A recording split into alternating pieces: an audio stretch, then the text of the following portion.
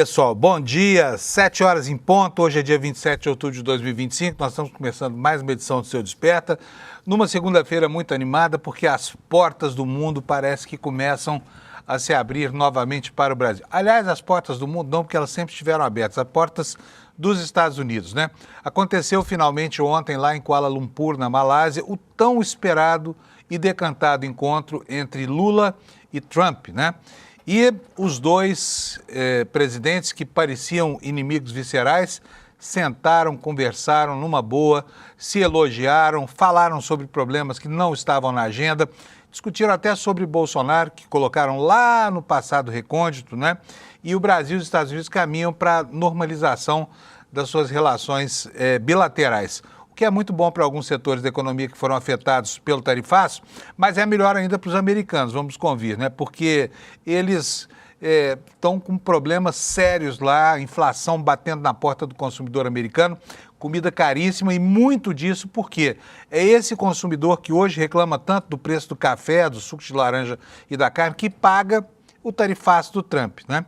Então ontem Lula e Trump pareciam bons amigos, né? E aquela fama de encantador de serpentes do Lula, mais do que nunca está viva, né? Amansou o Trump, a reunião foi uma reunião super tranquila, não houve nada de mais nem nada de menos, foi dentro exatamente do que se esperava.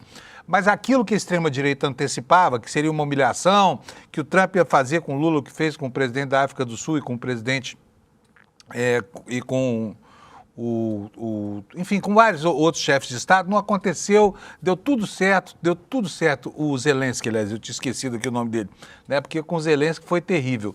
Foi terrível também com o presidente da África do Sul, porque ele abusou ali da sua condição de anfitrião e causou constrangimentos internacionais que a diplomacia brasileira tentou de todas as formas evitar. E no fim das contas, o que fica? Fica o Brasil para o mundo como um país maduro que sabe esperar, enfrentar com calma as turbulências e sabe aproveitar as melhores oportunidades para se colocar na mesa de negociação. Não faltou espaço nem para falar sobre a questão da Venezuela, né? E aí o Lula tinha um trunfo na mão para apresentar para o Trump. Disse o seguinte, olha, se vocês quiserem, a gente pode servir aqui como intermediador de uma solução. Por quê? Porque o governo do Lula, que é um governo que se relaciona bem com Maduro, não é um governo que é servil a todas as causas do Maduro. Vocês podem se lembrar que até hoje o Brasil ainda não reconheceu o resultado da eleição. E o que era um problema, inclusive para a esquerda brasileira, acaba virando um trunfo na mão de uma diplomacia que é, sobretudo, responsável e que sabe esperar a hora de colocar as cartas na mesa, que foi o que aconteceu ontem, né? Bom, então tivemos um avanço grande aí com relação à situação do Brasil. O Brasil está sendo visto pelo mundo como um país de gente muito séria e tivemos um retrocesso na Argentina, onde o Milei ganhou as eleições de meio de mandato. E não foi uma vitória pequena. O que se esperava era um desastre, os institutos de pesquisa lá estavam todos eles colocando um cenário muito adverso para o Milei, mas esse cenário acabou não se materializando e os apelos dele, junto com essa pressão do governo Trump por uma solução patrocinada pelos Estados Unidos, isso acabou funcionando e o eleitor argentino sufragou lá o Trump, que agora tem nas mãos aí, né, um trunfo para apresentar para o chefão, o Donald Trump, né? E o anarcocapitalista estava entre a cruz e a caldeirinha, porque se perdesse essa eleição parlamentar, perderia também o apoio de 20 bilhões de dólares prometido pelos Estados Unidos. Agora vamos ver como é que caminha o restante da negociação. O fato é que lá na Argentina o clima hoje, mais do que de surpresa, é de estupefação, tá bom? E assim começamos o jornal de hoje, não sem antes falar do futebol, porque está nos aguardando aqui o nosso queridíssimo Alex Amorim, que este fim de semana não foi bem, né, Alex? O que aconteceu? Gente, olha, eu vou contar para vocês, eu não gosto de futebol, vocês sabem, eu não tenho time, eu falo que eu torço para o Uberlândia, né, Alex? Sim. Mas o Palmeiras é um time que eu não entendo. O Palmeiras pega cada pedreira, está bem, e de repente pega umas situações totalmente fáceis de resolver e se enrosca na própria pedreira. O que acontece com o Palmeiras, Alex? Bom dia, Panunzio. Bom dia, dia, pessoal. Todo mundo. Boa semana para nós. Então, Panunzio, eu não sei o que está acontecendo com o Palmeiras. Eles estão reclamando de cansaço. O Bruno Fux ontem na coletiva ali, pós-jogo, falou que está cansado os jogadores. Porém, não entendo. Se eles fossem um CLT, não sei como eles se sairiam nessa escala 5x2, 6x1. Que muitos enfrentam. Então, o Palmeiras ontem teve a oportunidade de ganhar o jogo. Teve até um gol ali que foi, para mim, foi mal anulado, porém teve debate porque fala que o Sousa fez falta ali no Cássio. Porém, ontem foi um jogo muito apático para nós. Parecia que o Cruzeiro estava jogando em casa e o Palmeiras fora de casa ali naquele jogo que, querendo ou não, tinha muita expectativa porque era o primeiro colocado contra o terceiro e eu pensei que o Palmeiras iria com tudo para cima porque o Flamengo tinha perdido ali de 1-0 pro Fortaleza no sábado e poderia abrir duas rodadas de vantagem ali, Panunzio. Pois é, nem com a ajudinha do Flamengo o Palmeiras não foi, né? Sim. Engraçado, mas não está fora da Libertadores ainda, né? Ainda continua lá, né, Alex? Isso, lembrando que quinta-feira tem o jogo de volta ali, Palmeiras e LDU, no Allianz Parque. O Palmeiras tem que fazer um placar de 4 gols de diferença para conseguir se classificar sem a necessidade dos pênaltis. Eu, como bom palmeirense, eu acredito até o final e sexta-feira eu creio que estarei feliz aqui nesse programa ao seu lado, Panunzio. Mas você tá meio otimista, hein? Porque a última foi 3-0 para a LDU, hein? Então, sim. Aí ele tá falando como palmeirense, viu, gente? Agora, me fala uma coisa, e o Flamengo? Em que foi que aconteceu com ele? Então, Panunzio... O jogo daquela forma vergonhosa. Todo mundo esperava que ele fosse franco favorito, né? Na verdade, foi uma frustração para a torcida do Flamengo. Isso, o Flamengo ali entrou no sábado contra o Fortaleza jogando fora de casa. Com a vitória, Panus, ele já assumiria a liderança, com o Palmeiras jogando apenas no domingo, como foi. E nisso, o Fortaleza começou jogando bem, fez até um gol ali com o Breno Lopes e meio que fechou a casinha. Teve algumas oportunidades, uma com o Samuel ali no cara a cara, ele isolou ali a bola, tocou para trás. Então o Flamengo meio que decepcionou sábado. Eu mesmo acreditava na vitória do Mengão ali contra o Fortaleza, porém o Fortaleza surpreendeu porque ganhou de 1-0 e abriu ali 3 pontos ali na zona de rebaixamento, chegou a 27 pontos e nessa disputa ali para não cair e não ir para a Série B no próximo ano, Panunzio. Muito bom. E a tabelinha aí, como é que tá? Mostra pra gente como é que foi a síntese do nosso fim de semana. Bora. Antes de mostrar a tabelinha, vamos passar pelos resultados. No sábado teve 6 jogos. Teve o Atlético Mineiro ganhando de 1-0 ali do Ceará. O nosso Coringão ganhou de 1-0 do Vitória, jogando fora de casa. O Fluminense ganhou de 1-0 do Internacional. O Sport perdeu de 2-1 pro Mirassol jogando em casa. E o Mirassol chega... Desculpa, né, mas esse Mirassol é impressionante, hein? Sim. Time que ninguém nem conhecia no ano passado, tá aí hoje, né, metendo bronca. Sim, lembrando que é a primeira participação deles. E ano passado o dirigente do Sport fez um comentário falando o que o Mirassol veio fazer na Série A. E o Mirassol ganhou e respondeu nas redes sociais falando que está em quarto colocado e está com 55 pontos e disputando a vaga para a próxima Libertadores, Panunzio. Muito bom.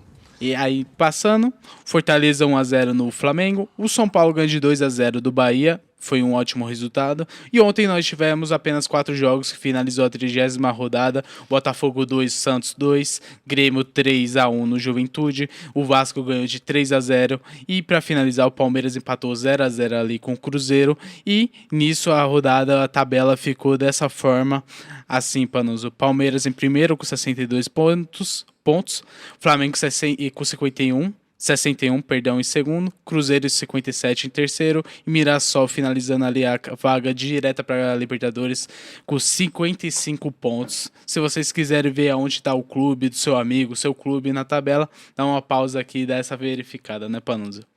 Pois é. Deixa eu te perguntar uma coisa. Mirassol, esse time que surpreende todo mundo, que aparece aí. Sim. O Mirassol é um time lá do interior de São Paulo, fica perto de São José do Rio Preto, a cidade de Mirassol, né? Isso. E olha, é uma cidadezinha pequena, né? 65 mil habitantes é a população de lá, segundo o IBGE. Me pergunto aqui como é que eles conseguiram um time tão forte assim nesse campeonato. Você sabe, Alex? Ou amanhã você pesquisa e traz pra gente a explicação para Então, isso? Panos, eu sei mais ou menos o que acontece. Como a gente vê aqui na tabela, o Mirassol tem 55 pontos e tá fazendo jogos inacreditáveis. Ele está ganhando de alguns grandes clubes. Ganhou do São Paulo, empatou com o Palmeiras, já ganhou do Corinthians, Santos e outros grandes clubes aqui do futebol brasileiro. O que eles fizeram, Panos, é que eles viraram SAF. Eles estão construindo um time com jogadores que não tinha muito mérito assim no time, por exemplo, Grêmio, Cruzeiro, esses times.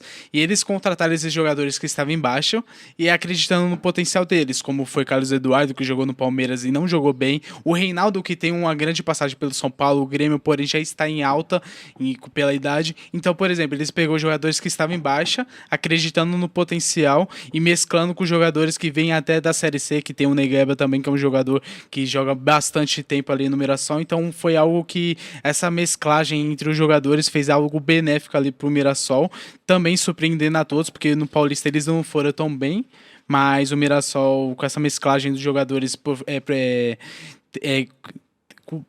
que tem muito tempo de casa e tudo, fez essa mesclagem muito boa pro Mirassol, Panuso. Muito bom. Estou lendo aqui, porque eu não sei, repito, eu sou um ignorante em futebol, Sim. mas eu gosto desses fenômenos assim, que de repente pegam a gente de surpresa, e o futebol, como dizia o velho e bom Vicente Mateus, se eu não me engano nessa frase dele, é uma caixinha de surpresa. Mas essa do Mirassol é um feito admirável, viu? É uma cidade tão pequenininha, 65 mil habitantes. E você sabia, Alex, que esse time foi fundado em 1925, está fazendo 100 anos esse ano? Não. Olha só, foi preciso esperar um século para alçar aos píncaros da glória, né? Isso e eu queria mesmo, entender essa ginástica, porque se o Mirassol conseguiu, qualquer um que administre razoavelmente um time de futebol consegue. Até o meu Verdão, a Periquita, lá de Uberlândia. O Periquito, aliás, né? Sim. Ano Vamos que vem nessa. estaremos ansiosos pela participação dele na Copa do Brasil. Muito bom. Vou mostrar a tabelinha, só para ver o Mirassol Bora. na tabela. Cadê? Só um momento, quando você vai passar aqui a tabelinha. Vamos aqui, ver. Panuso. Aí a tabela aí, ó, Mirassol lá no quarto lugar com 55 pontos, adiante do Bahia, do Botafogo, Fluminense, Vasco, São Paulo. Ô, gente, peraí, hein? Jogadores ganhando milhões, né? Cartolas ganhando bilhões e tudo mais, sabe? E o Mirassol dando uma lição em você. Acho que eu vou torcer pro Mirassol, sabia? Não tem time de futebol, eu vou trocar o Uberlândia pelo Mirassol. Você tem cara de palmeirense, Panuso. Vamos Não, nessa. tem não. Eu sou um caipira do futebol. Bom, gente, é isso aí. Já sabemos tudo sobre futebol, né? Sobre o Mirassol. Você sabia dessa história? Mirassol tem 100 anos o time lá. É um dos times mais antigos do Brasil. E vamos para a meteorologia então, saber como é que está hoje o mapa do Brasil? Olha aí, ó, hoje a parte oeste do país inteira, à exceção do Rio Grande do Sul, tem chuva programada, né? Essa frente verde aí que você está vendo vai lá do Amapá até o estado de Santa Catarina aqui embaixo, como você vê. Tudo isso aqui é chuva. Agora, nessa região também e no interior do centro-oeste e do nordeste, temperaturas todas beirando 40 graus hoje. Portanto, vai fazer muito calor. E nas capitais aqui do sudeste, à exceção de Belo Horizonte e Vitória, vai chover, tá? Vamos ver então como é que está a previsão. Cadê os avisos meteorológicos aqui? Eu estou na página errada, deixa eu voltar aqui para os alertas. Olha aqui, ó, alerta de chuvarada lá no norte, alerta de chuvarada aqui entre São Paulo e Mato Grosso do Sul. E aqui, ventos costeiros lá em Fortaleza, né? Bom para quem gosta de windsurf, essa coisa toda, mas ruim para quem não gosta, porque quem só pegar uma praiazinha por causa das ondas e tudo mais. Então, ventos costeiros, movimento de areia, risco de soterramento de construções próximas a dunas e tudo mais com que a gente já está acostumado. Mas não são alertas severos, são apenas alertas amarelos, tá? O alerta mais severo é esse aqui, olha, de chuvas intensas para as regiões sudeste e centro-oeste. Eu vou detalhar aqui para vocês. Olha, chuvas de entre 20 a 30 milímetros por hora até 50 milímetros por dia. Quer dizer, não vai ser aquela chuvarada, né? Ventos de até 60 quilômetros por hora, com baixo risco de corte de energia, queda de árvores, alagamentos e descargas elétricas, tá? Então, fica aqui o aviso de que vai chover nesta região. Então, agora vamos passar para as temperaturas. Olha, pessoal de Goiânia e Brasília, hoje temperaturas acima de 30 graus, Goiânia com 35 e nada de chuva, hein, gente? Não tem chuva no radar não, tá? Na previsão, pelo menos, não tem. Vamos aqui começando pelo Rio Grande do Sul. Rio Grande do Sul tem muitas nuvens, temperatura máxima de 24. Em Florianópolis, a máxima será de 21. Em Curitiba, que começou o dia com 15, a temperatura vai a 19. Aqui em São Paulo foi de 16 a mínima, vai a 27 graus Celsius. No Rio de Janeiro chega a 36 graus Celsius, mínima de 19 durante a madrugada. Madrugada fresca, mas dia quente como gostam os cariocas, né? Em Vitória teremos 30 graus, em Belo Horizonte nuvens apenas, sem chuvas, 32 graus de máxima. Aí vamos aqui para o centro-oeste. Goiânia terá 35 graus de máximas, nuvens, mas não chove. Brasília, dia de céu azul lá, para desespero de quem quer a chuva, né? Que a chuva se regularize por lá. Temperatura máxima de 30 graus. Em Campo Grande, máxima de 30. Em Cuiabá, de 35, pancadas de chuva. Em Porto Velho, 34 graus, chove também, trovoadas. Em Rio Branco, máxima de 31. Também não precisa nem falar que chove, né? Toda essa área verde aqui chove, tá? Em Manaus, máxima de 37, a madrugada foi de 25. Em Boa Vista teremos 37 graus. Em Macapá, 35. Aqui começa o calorão, quer ver só? Olha, Belém, 35. São Luís, 37 graus. Teresina, 39 graus. Eita, nós, que calorão, hein? Em Fortaleza, peraí, antes disso, deixa eu falar de Palmas aqui. Palmas vai a 39, tá? Será a capital mais quente do Brasil hoje. Então vamos lá. Fortaleza, 32 graus Celsius de máxima. Sol em Natal, poucas nuvens, 30 graus. Recife também com 30, sem nuvens.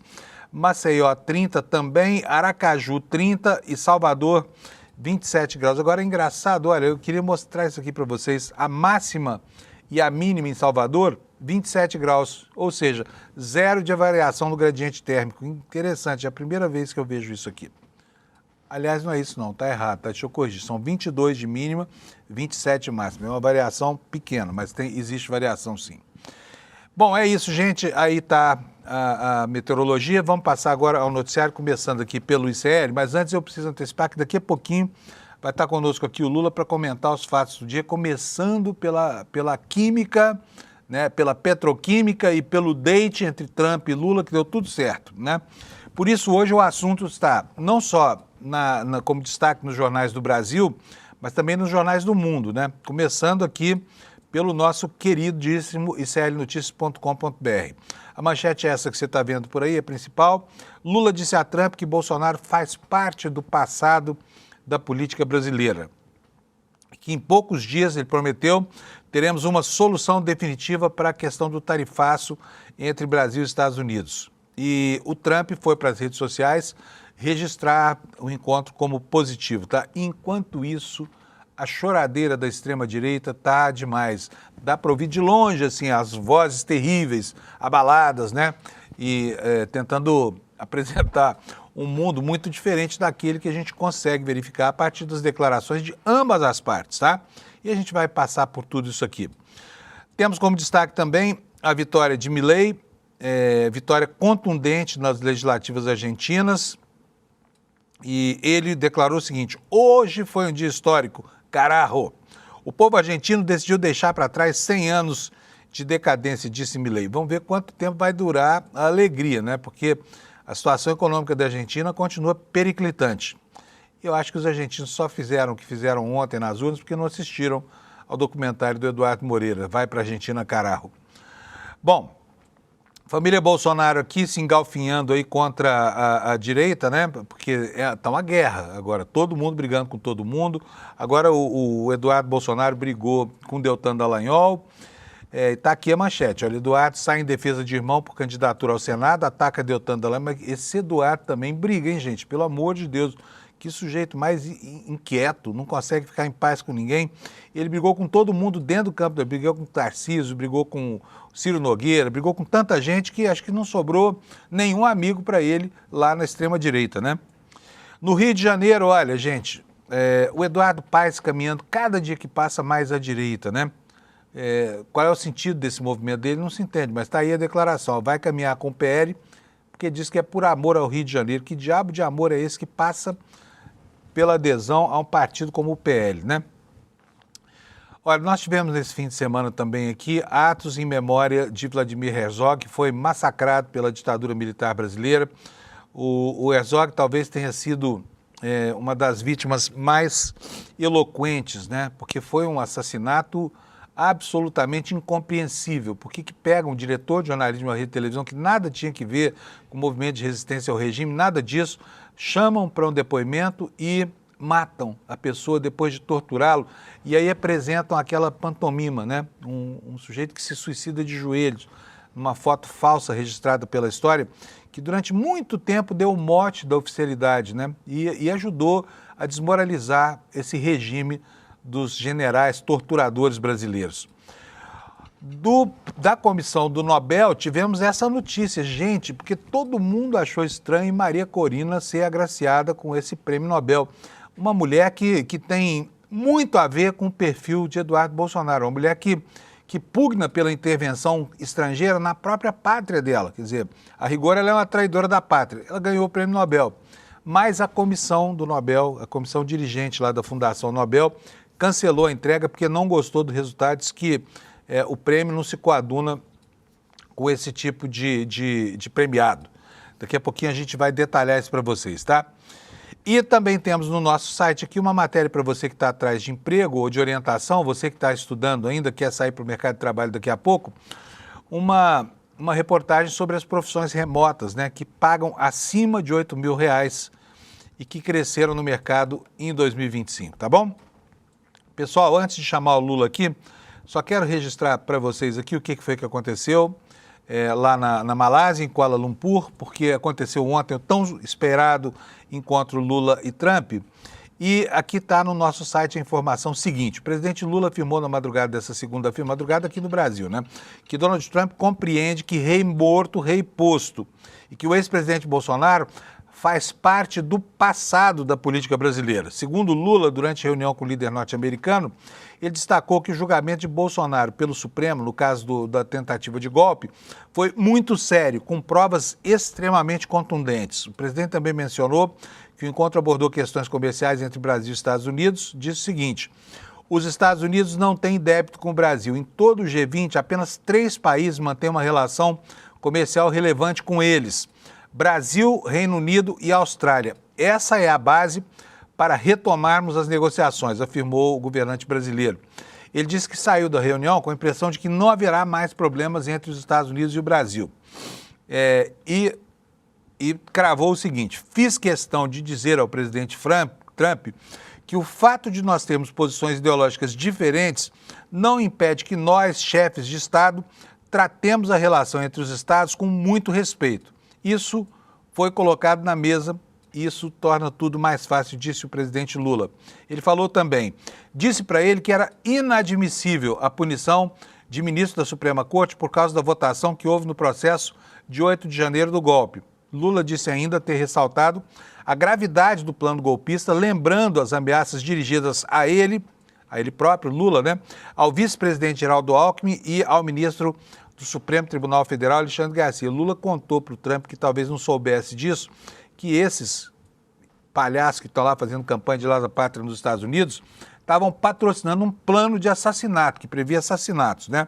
E ainda convidou o Trump para continuar dialogando em fóruns internacionais, inclusive na COP30, que vai ser realizada daqui a pouco lá em Cuiabá. Bom, essa é a notícia principal e agora eu vou chamar o meu querido amigo Lula Costa Pinto para me ajudar a entender o cenário em que isso tudo acontece. Lula, bom dia, meu caro, tudo bem? Bom dia, Fábio, bom dia quem nos assiste, quem nos ouve aqui no Desperta. Lula, e aí? Acabou acontecendo a reunião, não houve humilhação, pelo contrário, o presidente Lula estava sóbrio, sentado na cadeira, foi respeitado por um chefe de Estado que estava, embora, né, respeitadas as divergências entre ambos, de natureza ideológica, mas foi muito respeitoso o clima dessa reunião. E eu queria saber como é que se avalia e que consequência prática isso vai ter para essa relação que do nada virou uma relação tão conflituada. Fábio, o presidente brasileiro e a diplomacia brasileira e o Brasil saem, né, dessa reunião, desse encontro bilateral, com um sucesso retumbante colhido. Não apenas porque foi um revés, talvez definitivo, para a extrema-direita brasileira. Se vocês perceberem, a extrema-direita, os Bolsonaro, o clã Bolsonaro, os principais bolsonaristas nas redes, como Nicolas Ferreira, né, não se pronunciam sobre o ocorrido na Malásia, na reunião em que o tema Jair Bolsonaro, o tema punição necessária das instituições brasileiras ao golpe de Estado que foi tentado, né, aqui no Brasil e que foi corretamente punido pelo Poder Judiciário, saiu de cena. Bolsonaro virou página virada nessa questão. E o que restou para eles foi o revés de terem sido os iniciadores dessa grande confusão diplomática, econômica, tarifária para os produtos brasileiros no exterior. O presidente brasileiro se colocou de peito aberto, de coração aberto, né, no centro da conversa. O presidente americano compreendeu que estava errado, mesmo que não tivesse feito meia-culpa. Ao final da reunião, as equipes ministeriais, os secretários de Estado americano que estavam lá, definiram os negociadores que começaram imediatamente as reuniões práticas para retirar as altas tarifas cobradas sobre produtos brasileiros que estão impactando imediatamente a inflação americana, como café, proteína animal e frutas, e colocaram na mesa uma pauta possível de negociação imediata também. A redução do imposto sobre a importação de etanol, né, americano para o Brasil, que hoje está em 18% e pode efetivamente cair. Se você tiver uma necessidade, como começa a ter hoje, de uma disponibilização de maior volume de etanol nos postos de combustível brasileiro, se você tiver que, sem impactar o preço da gasolina, você ampliar em 1 ou 2 pontos percentuais a mistura, né, do etanol na gasolina que é vendida nos postos brasileiros, você vai ter mercado para essa ampliação da disponibilidade do produto, e isso está em discussão. O acesso de empresas americanas a terras raras, a mineração, a exploração de jazidas de terras raras, que é o novo petróleo, porque tem um impacto muito grande no mercado de baterias para essa miríade de produtos eletrônicos, né, de alta tecnologia que nós temos hoje, e o Brasil tem um patrimônio no seu solo e subsolo de terras raras com minerais fundamentais para a produção dessas baterias. Então, isso também está em discussão, está na agenda. E aí, 2 pontos, o governo brasileiro quer também a imediata, primeiro suspensão, que seria imediata, e depois revogação de qualquer punição a todas as autoridades brasileiras que foram punidas com base na lei Magnitsky, que não se aplica aqui, que foi uma violência jurídica contra o Brasil, e isso deverá ocorrer brevemente que eu falo nos próximos 7, 10 dias, Fábio. E tem a colocação de um ponto de pauta americano que é um pouco mais difícil para a negociação, que é um certo privilégio para as empresas americanas participarem de licitações públicas no Brasil com um certo corpo à frente de outras empresas, de outras bandeiras, de outras nacionalidades. Esse ponto, ele é um pouco inviável dentro do nosso ordenamento jurídico. E isso vai ser complicado na mesa de negociação. Porém, é possível que empresas como a Petrobras, por exemplo, que tem diversos fornecedores em diversas áreas e tem contingenciamentos para a participação de empresas externas nas licitações, nas disputas de prestação de serviços, é possível que ali, em empresas como a Petrobras, você tenha a participação maior e com algum item, com algum benefício, né, a empresas americanas que podem, então, prestar serviços nessa área de petróleo e gás. Né? Ô, Lula, esse é o ponto. Né?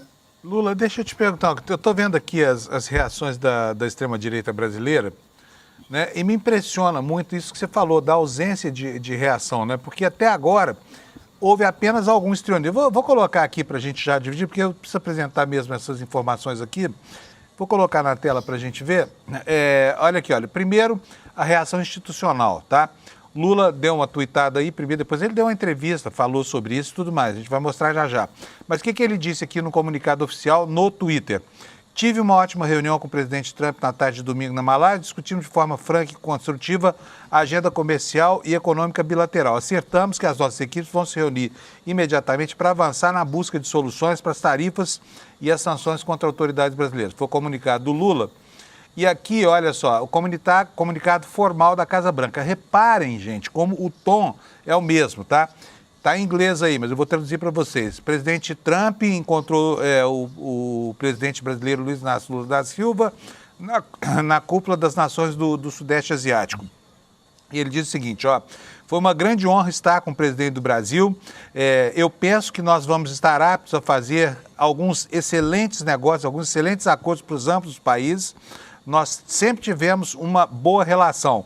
Eu penso que isso vai continuar. Disse aqui o Trump, que até agora há pouco, né, Lula, era praticamente um demônio aqui para nós. Vou mais, olha, aí a embaixada, Lula, dos Estados Unidos, que ela foi arrogante e atrevida, né, em vários momentos da história atual, apostando no caos. O encarregado de negócios do Brasil fez um papelão e agora está aqui caindo por terra, porque a embaixada no Brasil apenas... o que ela pode fazer agora? Retuitar aquilo que disse o chefe. O Trump manda nessa gente, hein? É incrível. Tá aqui, olha, o post da embaixada atrevida e mal criada é exatamente igual ao do presidente Trump. Aí vem o Alckmin, dizendo o seguinte, o encontro entre Lula e Trump, hoje na Malásia, prova que temos bons motivos para acreditar no diálogo. Foi mais um passo para Brasil e Estados Unidos estreitarem ainda mais laços de amizade. E é mais uma evidência do compromisso do governo do presidente Lula com o povo brasileiro.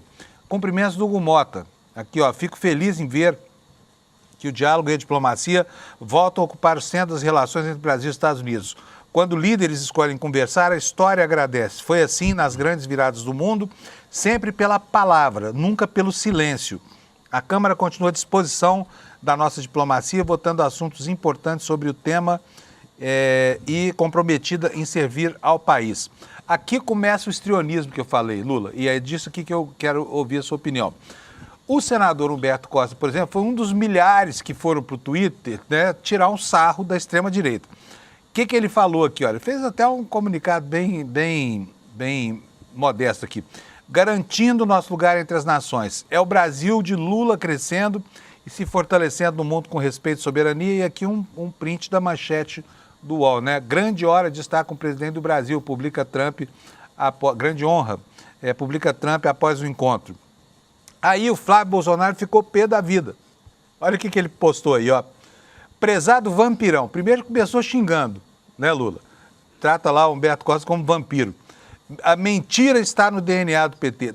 Trump disse que o assunto Bolsonaro não era de interesse da repórter que perguntou. A única soberania que Lula defende é a de traficantes. Aliás, o Lula falou mesmo uma bobagem semana passada, já pediu desculpa e tudo mais. Mas falou, né, Lula?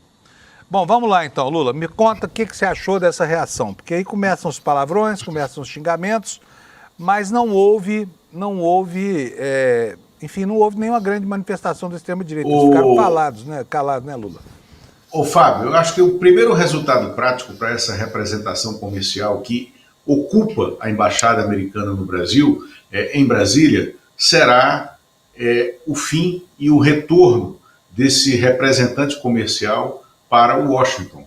Ele deverá, nos próximos meses, tá, isso precisa da indicação do agrimã brasileiro, mas é muito provável que ele seja chamado de volta a Washington e perca o seu posto no Brasil, porque ele errou em tudo e de maneira inapropriada, né, no curso dessa negociação entre Brasil e Estados Unidos, que começou com as fake news plantadas pela extrema-direita.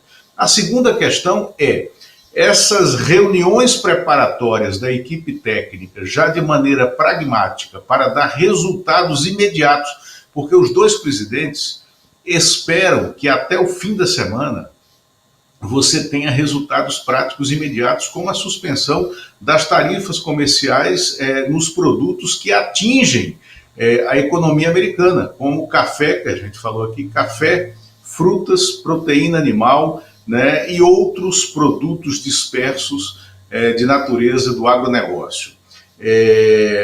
Agora, Fábio, os dois presidentes deverão se reunir novamente agora na Casa Branca, na semana que vem, numa viagem que não estava marcada.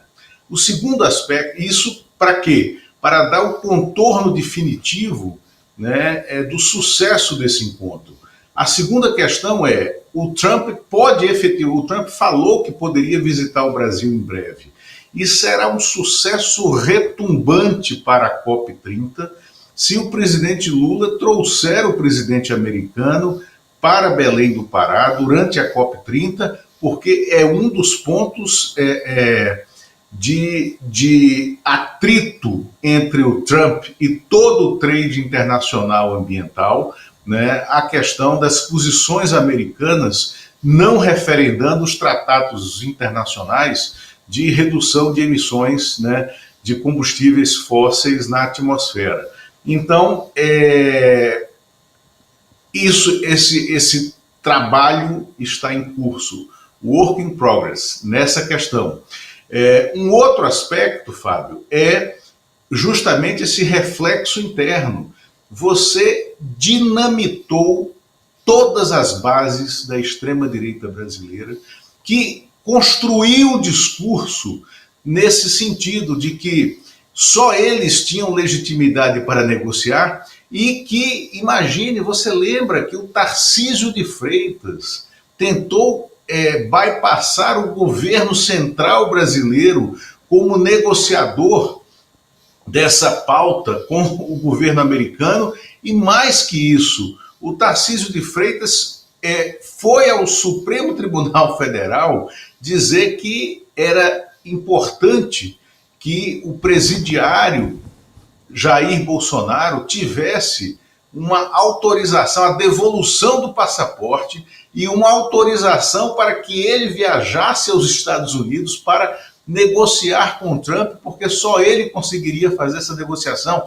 O Tarcísio propôs isso e foi por causa dessa maluquice que ele está calado agora. Diga. Eu quero te mostrar uma coisa aqui, ó. Vou pedir aqui para os meninos aqui da produção colocarem o vídeo para mim. O vídeo do VT Dudu. Só para a gente relembrar, eu peguei isso aqui de um perfil no Twitter, mas é para a gente relembrar a arrogância que essa gente tratou, né, a ascendência que tinha sobre os canais institucionais. Roda para a gente um trechinho aí, por favor, Alex. Estou dizendo que nós vamos pessoalmente boicotar qualquer tentativa de conversa aqui nos Estados Unidos que não passe por uma anistia ampla, geral e restrita. Todos serão, e com a diferença de que um é filho do presidente e o outro é uma pessoa que já goza de uma enorme credibilidade aqui dentro. Você vê, esse é o Paulo Figueiredo, né? Esse cara falou tanta bobagem e continua falando bobagem. Exatamente. Né? Então, assim, o resultado dessa reunião bilateral tirou totalmente a legitimidade, a credibilidade desse discurso da extrema-direita. Agora, joga no colo do Tarcísio de Freitas uma questão definitiva para ele. Eu acho que o sucesso desse encontro Trump-Lula, né, na Ásia acaba de vez com a candidatura do Tarcísio a presidente da República, porque ele está colocado como um pateta nesse picadeiro nacional, da política nacional, e terá que reconstruir a sua imagem. O Tarcísio, ele defendeu posições que são contrárias ao maior Estado exportador brasileiro, contra a economia das grandes empresas do Estado que ele representa, que é o Estado de São Paulo. E ele foi propor à Suprema Corte Brasileira uma coisa indigna, ilegal e imoral, né, para que o ex-presidente, atual presidiário, Jair Bolsonaro, fosse ser o negociador brasileiro no exterior. E veja, agora, de manhã cedo, vazou, alguém contou, alguém da comitiva americana contou para um repórter que o presidente Donald Trump teve interesse em perguntar ao presidente Lula, na parte fechada da reunião, como é que tinha sido a questão da prisão dele, o que é que tinha acontecido, e disse que admirava muito a volta que ele deu, o looping reverso que ele deu na própria vida, se reelegendo, vencendo a cadeia, fazendo com que o próprio judiciário brasileiro considerasse ilegal a prisão dele, que foi o que aconteceu, e se elegesse presidente da República. Então, o Trump sai dessa reunião absolutamente encantado, não tenha dúvida disso, Fábio e quem nos assiste. O Trump sai dessa reunião absolutamente encantado com a trajetória pessoal do Lula, e isso aqui não vai nenhum encantamento meu, por exemplo, com o Donald Trump, que é uma figura perversa, como nós sabemos. Agora, é inegável que o Lula deixou a direita brasileira e internacional perplexa pelo lado bom, né? Está perplexa pela habilidade de estadista que ele tem. E é isso que nós estamos vendo agora. E ainda colocou uma coisa que nós adiantamos aqui nesse programa, tá, Fábio? O Lula colocou na mesa a possibilidade de ser o negociador da paz na América do Sul e de evitar, né, essa ignorância, essa ignomínia, essa tragédia que pode ser uma ação militar americana contra a Venezuela e a Colômbia. E o presidente Lula colocou o tema na mesa e se dispôs a ser um negociador. Aliás, se isso acontecer, né, o meteoro vem. Né? O meteoro agora é o 3i Atlas, que chama, é o cometa. Ô Lula, só para falar um pouquinho sobre isso, vou te mostrar como é que o Lula foi recebido na Malásia. Porque é o seguinte, o Lula sempre teve ótimas relações. Eu queria lembrar que, inclusive, no primeiro governo, eu cobria o governo Lula e fui com o Lula a Washington na primeira viagem, onde ele se encontrou com George W. Bush, que era uma espécie de Trump que come de garfo e faca, né? Sabe usar o garfo e a faca.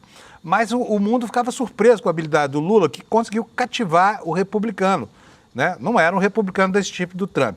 Agora, olha só como é que ele foi recebido lá na Malásia por conta do aniversário, hoje é aniversário dele. Então, parabéns para o presidente Lula aí, ganhou um presentão ontem do presidente dos Estados Unidos.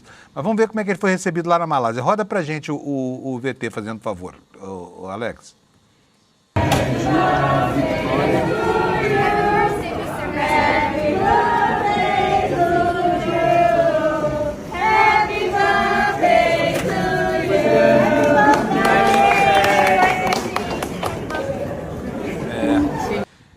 O Lula está bem na foto, hein? Os jornalistas estrangeiros cantando parabéns para ele pelo aniversário. Virou mesmo a celebridade que ele sempre quis ter e mereceu, porque depois dessa de agora se coloca mesmo como, né, um player. E aqui eu quero fazer um comentário. Já falei lá na abertura do jornal, queria saber se você concorda comigo ou não. Eu preciso só andar, porque nós já ocupamos tempo demais hoje. Isso. Mas um trunfo do Lula para enfrentar essa crise da Venezuela com os Estados Unidos foi justamente o fato de o Brasil não ter se antecipado e reconhecido o resultado de uma eleição muito complicada, que foi a última eleição do Maduro, né? Quer dizer, aquilo que a esquerda brasileira criticou à época, na verdade, hoje, constrói capital político para o Lula se firmar como possível mediador para a solução dessa encrenca, né, Lula? Exatamente, Fábio, perfeito você lembrar isso. Por quê? Porque o Brasil, do presidente Lula, colocou lá atrás uma condição legalista e universal, do direito universal, para reconhecer aquela eleição, era que fossem liberadas as atas, né, e os mapas de votação das urnas que estavam sob contestação.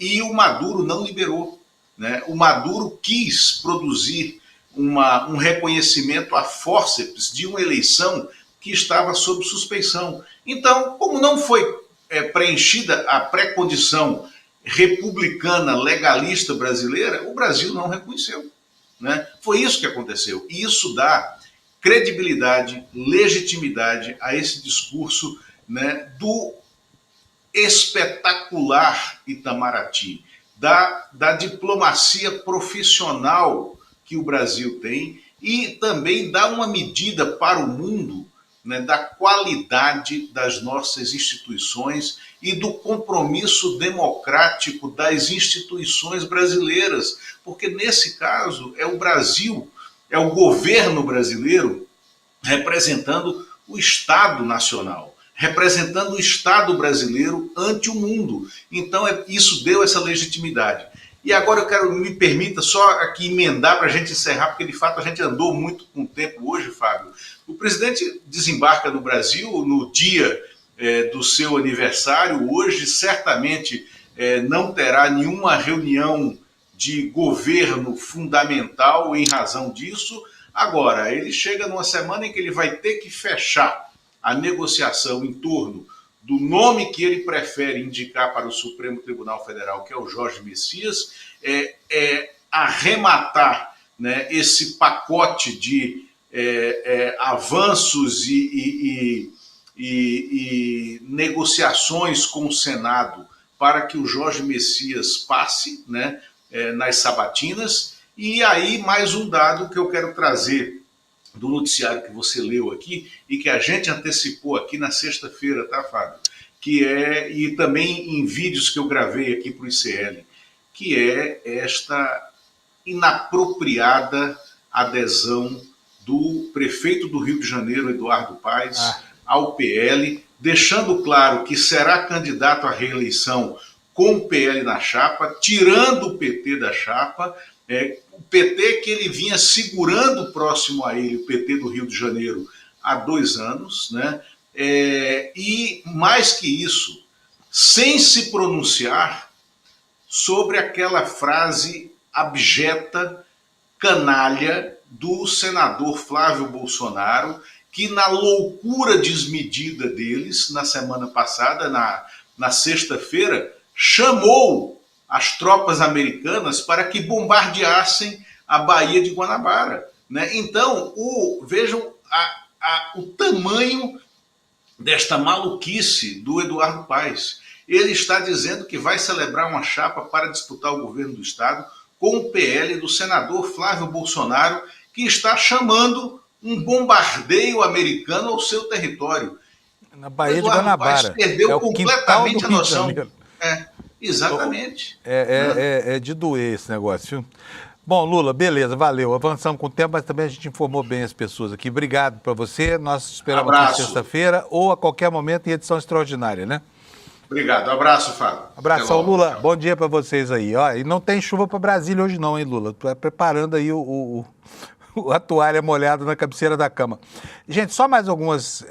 foi tão importante o que aconteceu esse fim de semana que não tem problema, né? Você entende se a gente deixar alguns outros assuntos pendentes aqui pro N1, tá? Mas vamos lá, olha, quero mostrar para vocês algumas outras reações aqui que estão no campo da extrema-direita. Pra vocês verem como os caras estão perdidos lá, né? Flávio Bolsonaro. Comparem Lula e Bolsonaro, comparem os dois governos, tempos diferentes. O governo do ódio, que é o governo do pai dele, era liberdade, ordem para... Gente, de onde que o cara tira isso? Fala sério.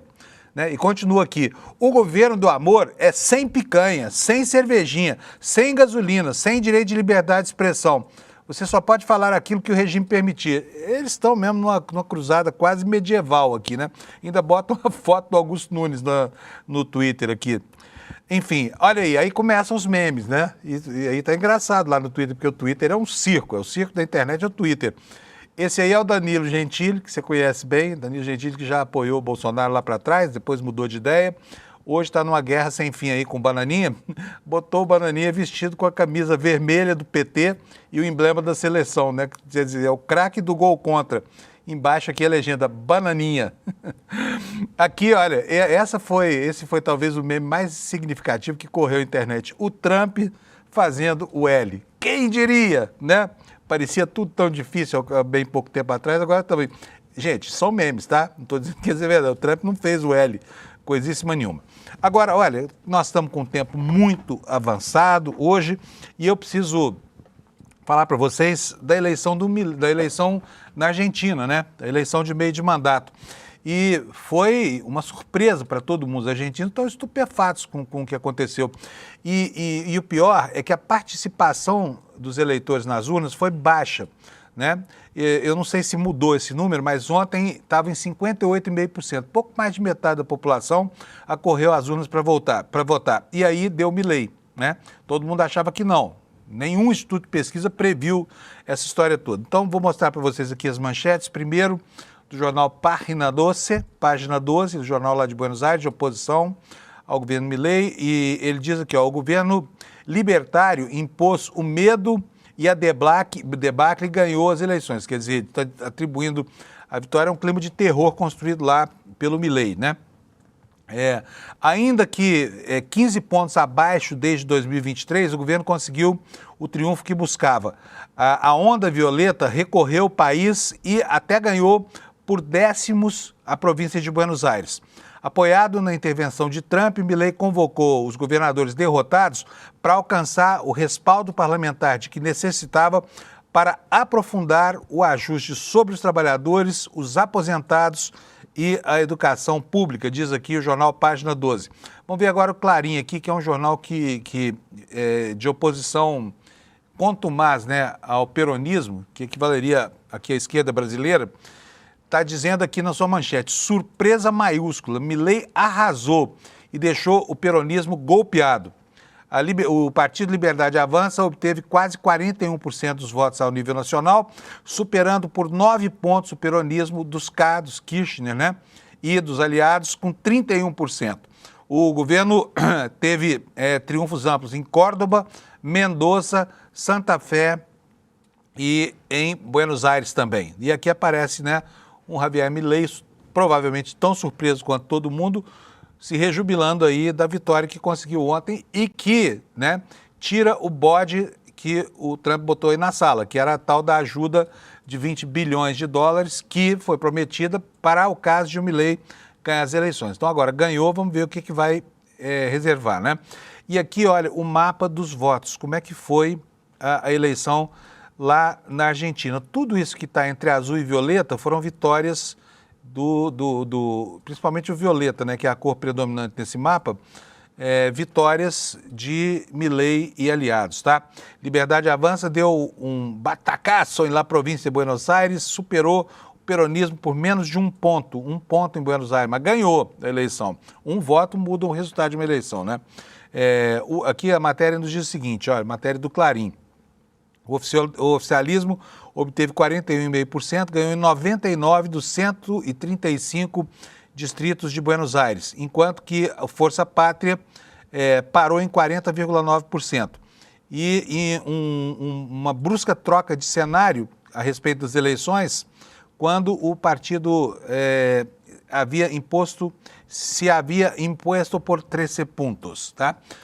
Então é isso aqui, gente, são as informações lá da Argentina, não deu o que o mundo esperava, né? Não deu o que ninguém esperava e o Milei ganhou as eleições parlamentares lá.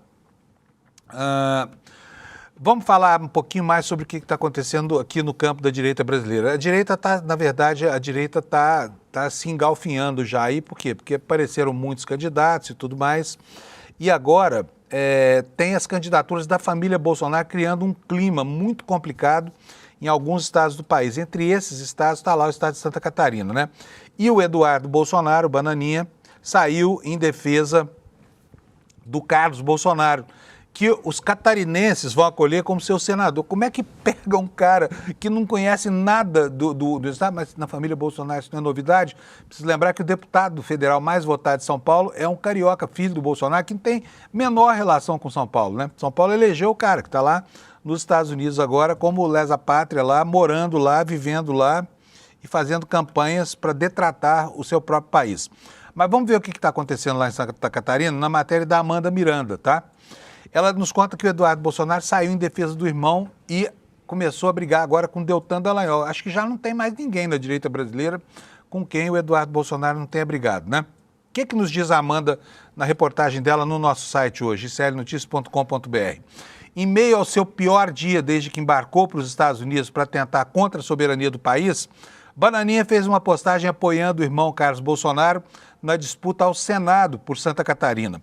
A mudança de domicílio e confirmação da candidatura do filho do ex-presidente gerou um racha na extrema-direita catarinense e enfraqueceu o projeto da deputada federal Caroline de Toni, que tem subido o tom contra lideranças partidárias e chegou a dizer que não é palhaça. Caroline de Toni, hein? Tá bravíssima ela agora.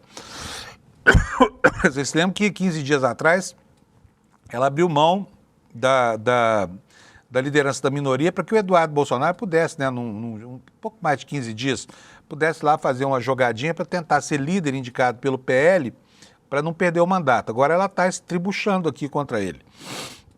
Bom, vamos lá, o que nos diz a Amanda aqui? O comentário de Eduardo Bolsonaro foi compartilhado por ele nos seus stories do perfil do Instagram. A defesa de Carlos é parte da repercussão de um vídeo de uma entrevista da deputada que tem a bênção do próprio Bolsonaro para se candidatar, mas não encontra espaço no partido.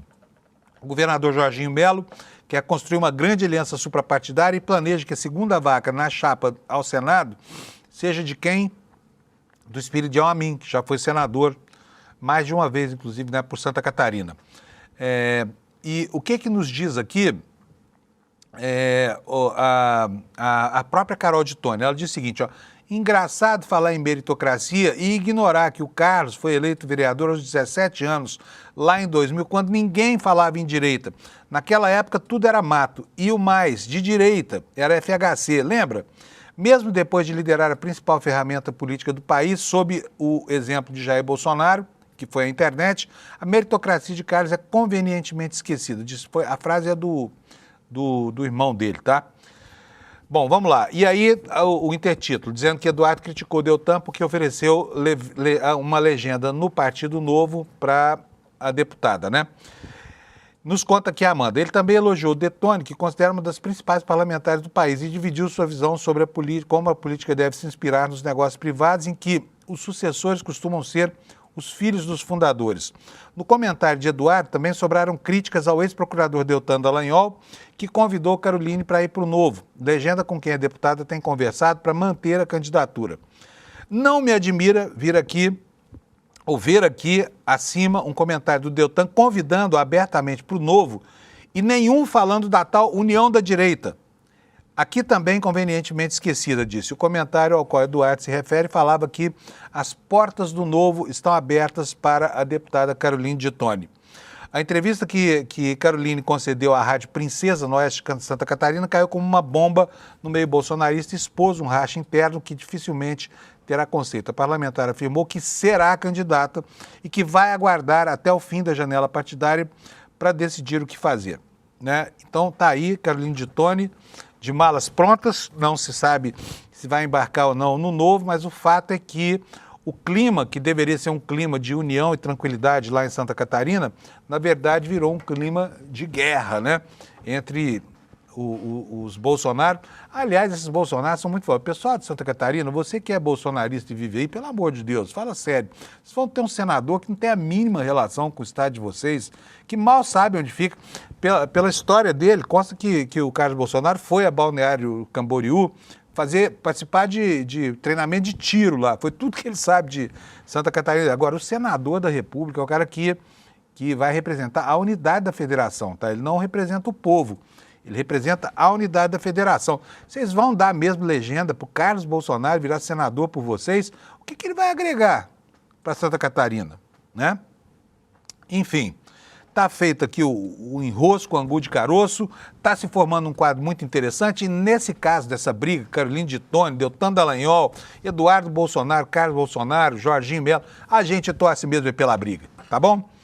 Eu preciso encerrar o programa aqui. Antes, quero convidar vocês aqui para o evento que o ICL está promovendo essa semana. A gente sabe da importância, né, do pensamento crítico e por isso, o GECE Souza preparou uma aula magna, né, para explicar para você como é que o capitalismo engana os trabalhadores, né, e transforma cidadãos em meros consumidores, tá? É muito bacana essa aula, ela vai acontecer na quinta-feira agora, dia 30, às 20 horas. E olha, faz um favor para você mesmo. Vai agora aqui no despertaicl.com.br, deixa lá o seu e-mail e você ganha um convite para assistir a essa aula magna aqui com o Gessé e o Eduardo, que vai mediá-la, tá bom? Gente, bom dia para vocês, espero que vocês tenham uma semana maravilhosa. A gente está de volta aqui amanhã, às 7 da manhã, para continuar escrevendo essa crônica sobre a vida real aqui na Terra Redondinha. Tchau, obrigado para você, até amanhã. O capitalismo ilude os trabalhadores com uma promessa de sucesso, desde que eles usem a sua liberdade e criatividade para trabalhar mais e mais e mais. E esse sucesso não vem. Essa ideia não se tornou hegemônica à toa. Ela foi construída, manufaturada. Os super ricos e a imprensa que serve ao capital venderam essa ideia durante anos, 24 horas ao dia. No dia 30 de outubro, quinta-feira, 20 horas, darei uma aula magna no ICL chamada A Grande Mentira do Capitalismo, baseada no meu novo livro. Vou mostrar como o sistema ilude e engana todos os trabalhadores.